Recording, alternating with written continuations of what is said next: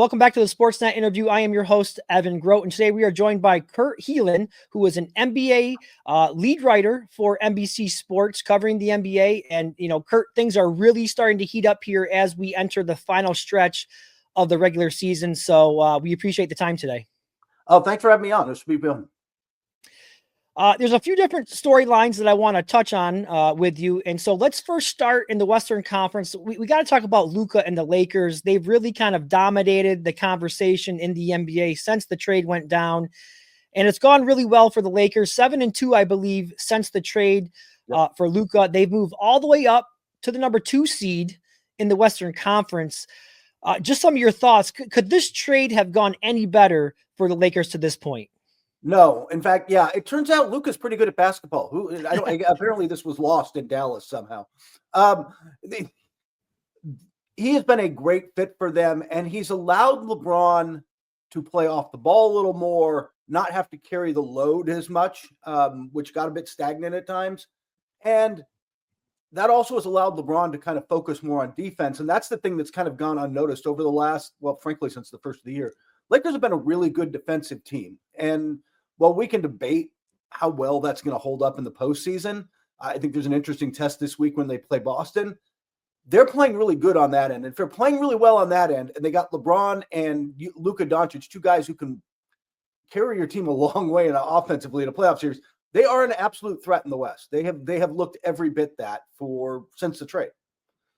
Yeah, offensively, we know there's plenty of weapons there. You mentioned Luka and LeBron, of course. Austin Reeves can also score it. But when you look at this team in a long 7-game series, there's been a lot of talk about the lack of an inside presence, of a true center. Do you think that could be a problem for them in a 7-game series? Yes. And I think that's ultimately when you get into the playoffs and the style of game changes, and I'm hunting mismatches a little more than I try to do. Look, NBA teams don't change up. It's not like the NFL, right? Like, they don't change up what they do week to week, game to game, really all that much. They kind of are who they are. They know their personnel. They know, hey, we don't close out on Russell Westbrook or whatever. But they're not dramatically changing the game plan, but that changes in the postseason. You hunt some mismatches, and that's why I think Boston is going to be interesting, just because that's a team that does that during the regular season. And look, we saw in the finals last year, Luka's a liability on defense in that kind of setting. Austin Reeves absolutely is. And not having, with all due respect to Jackson Hayes, not having somebody to clean that up and behind them is, I think, in a 7-game series once we get to the second round, once you get to the best teams in the league, I think it's going to be a challenge. Yeah. And while we're on the topic of the Lakers, I do want to ask you about LeBron James's comments. It's been getting a lot of play in the media. It's being talked about a lot with his comments about young players in the league not wanting to take on that responsibility of being the face of the league, and him voicing his displeasure with the way the game today is being covered by more so some of the big players in the media, but just some of your thoughts on that. Is it warranted by LeBron to make those statements?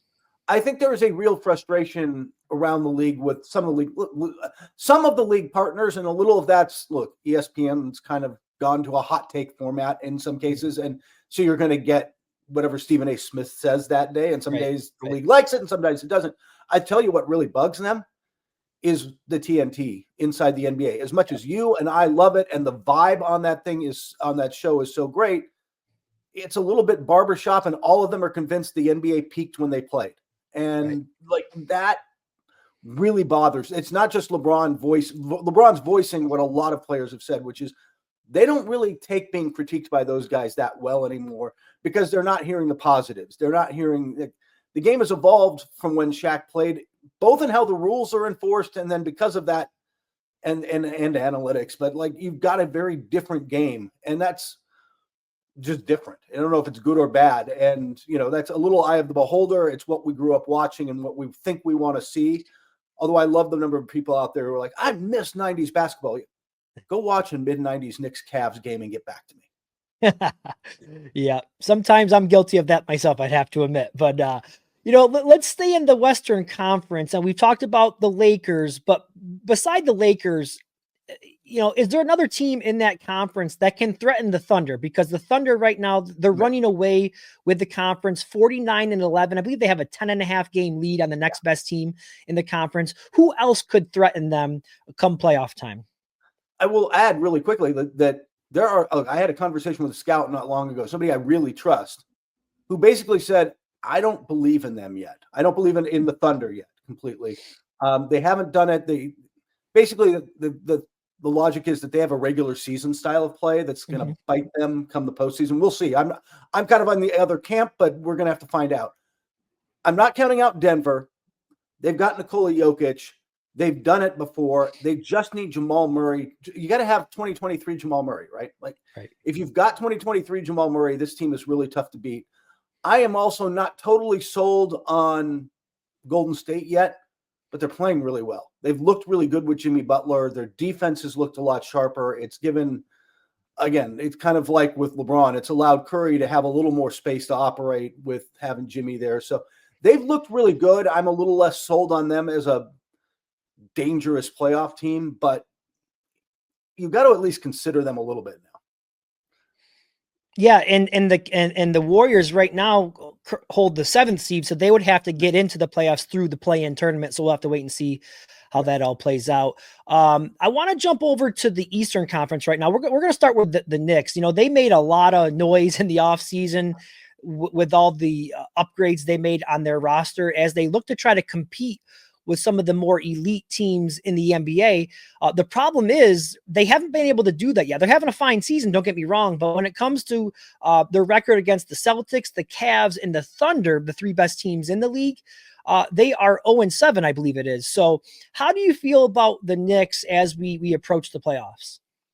They are a clear notch below Boston and Cleveland in the East. And we saw it last week. Not only did they lose to those 2 teams, they lost handily to both of those teams. And you can say it's regular season and guys were in and out. And Mitchell Robinson's not there.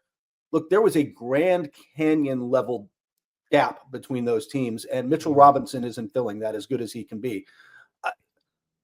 The problem they run into, as much as I'm with you, like I would really love to see the Knicks in the finals, not just because I'd like to go to New York, although I'd like to go to New York. Like it's also like the energy in the Garden is so great. And it would be such a great vibe, whoever they were playing, like if they were in the finals. But when your 2 best players are Karl Anthony Towns and Jalen Brunson, 2 guys you can really attack on defense, it's a problem. You've got to play them heavy minutes, but they're defensive targets against balanced teams like Cleveland and Boston. I just don't see how they advance past them in a playoff series. Yeah, and you mentioned the defense has been a problem, which is interesting with Tom Thibodeau being such a defensive-minded head coach, and then the lack of depth, I think, has been kind of their Achilles heel and could be their Achilles heel in a playoff series. The Cavaliers, they became the first 50-win team that we have in the NBA, and they're rolling right now. They're on a 10-game win streak. But I want to get your opinion on this. Now, I know what the records say. I get that. And they're the top team in the NBA right now, but I still believe that the Eastern Conference, it goes through Boston until Cleveland can actually take them down in a playoff series. I know the records in the regular season right now is split. It's 2-2, but I just want to get your take on that. The fact that I believe it still goes through Boston. How do you feel about that? I'm with you on that. And I know Cleveland beat them last week, beat them Saturday night without Drew Holiday and without Kristaps Porzingis. I just fully healthy. Here's what I would say: fully healthy. I believe Boston is not only proven they can do it before, where we haven't seen that with Cleveland, but beyond that, that is a team.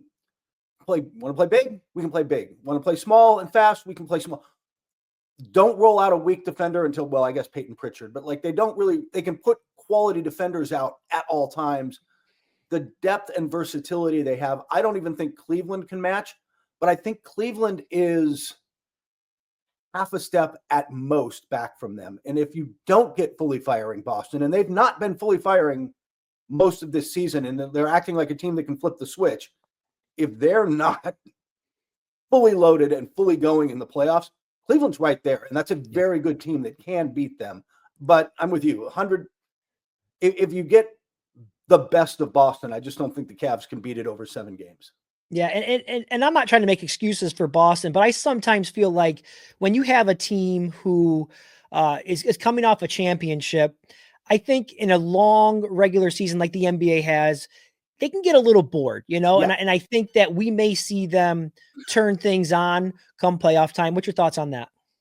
absolutely. I think there's a risk in that. You're not building good habits over the course of the Right. season. Then when you try to fall back on them, the muscle memory isn't there. So, I mean, it is a genuine concern, but I think they're far from the first champion. Kansas, like, didn't the Chiefs just do that and reach the Super Bowl? Right. And granted, they lost in the final game, but like, there's a certain level with championship teams of getting a little bored, especially like you said in the NBA over the grind of 82 games. It's just hard to get up night in and night out. When, by the way, you're going to get everybody's best shot. And it's funny. It's even Luka was talking about that post game. Like, it's just different with the Lakers and him. Now they're getting, it's like we were in the finals with Dallas and I didn't feel like we were getting the best shot like we're getting with the Lakers right now. Yeah, 100%. Before I get you out of here, I got one more for you.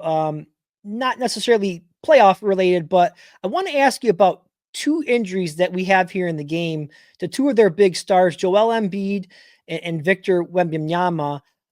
Any concerns? They're both out for the season. Right. Any concerns with long-term health, the future of their careers for either one of these guys with these injuries?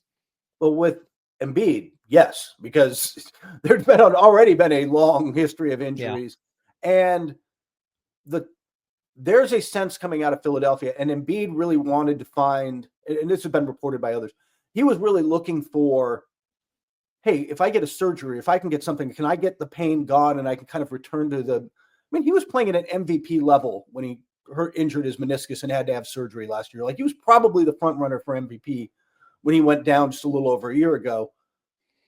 Can he get back to that form? And there's a lot of doctors and a lot of people around the 76ers who are kind of like, it's going to be career maintenance. Mm-hmm. It is going to be forever now, not playing back-to-backs, watching yourself and trying to get right for the playoffs. I am not concerned about Wembayama, just talking to people about this.